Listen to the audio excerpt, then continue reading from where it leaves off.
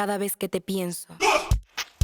Thank you for watching The Real Source with me, Tafadzwa. It sure has been a while, and you know, I've watched, as I'm sure we all have, my share of unbelievable things on TV, but Rosemary's Hitlist from Showmax has to rank somewhere in my top 15 or 20 jaw-dropping shows ever. Now, don't get me wrong, I'm sure if I dug deep enough and entered the darkest places of the dark web, I'd probably see things differently, but yeah, this docuseries is something else. So, Rosemary's Hitlist is the truly shocking true crime documentary series about South African cop-turned-serial killer Nomia Rosemary Ndlovu, and it goes into incredible detail about her evil exploits, telling a uniquely captivating yet tragic narrative. Mind you, this is a story that made headlines everywhere in South Africa and even to some extent around the continent, and so it was picked up for production by Idea Candy and commissioned by South African streamer Showmax. Let's dig into the story, and here I'll borrow heavily from Showmax's own write-up because it captures things quite well. On the 12th of October 2015, Rosemary Ndlovu's live-in lover, Yingwani Morris Mabasa, the father of her only living child at the time, went missing. 3 days later,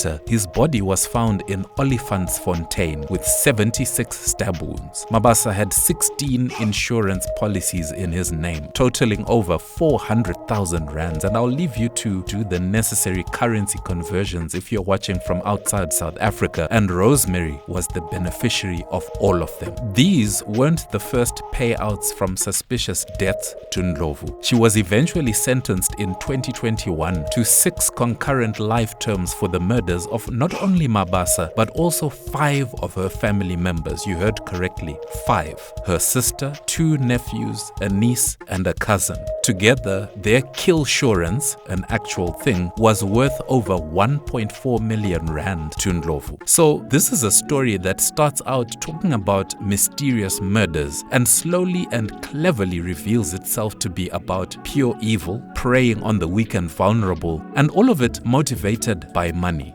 Rosemary's Hitlist is produced by Idea Candy, the company behind 2 award-winning shows which I've actually reviewed on this channel, Steinheist and Devil's Dorp. The director is Valentino Matibela, working closely with consulting director Richard Gregory. Tell you what, I've really become a big fan of Idea Candy for one main reason: their ability to pick some really compelling South African stories and make them into strong serial projects. Their aim isn't to dazzle us with out-of-this-world visual effects or even obscenely high-budget production value projects. Their value is in their stories, humanizing all the characters from heroes to villains and everything in between, and telling those stories well.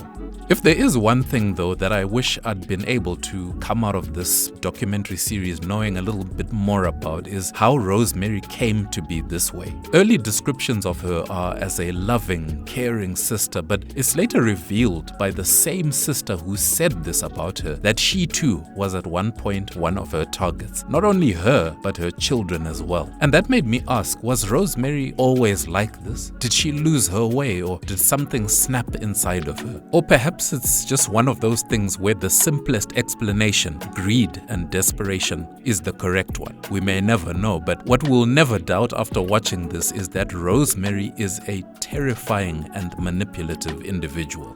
So if you've watched this docuseries, what did you think?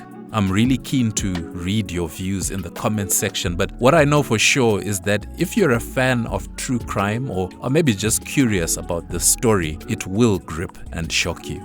Well then, that's my review of Rosemary's Hitlist. All episodes are released and streaming on Showmax wherever Showmax is available, of course. From me here on The Real Source, this is Tafadzwa saying thank you so much for watching, and do take care.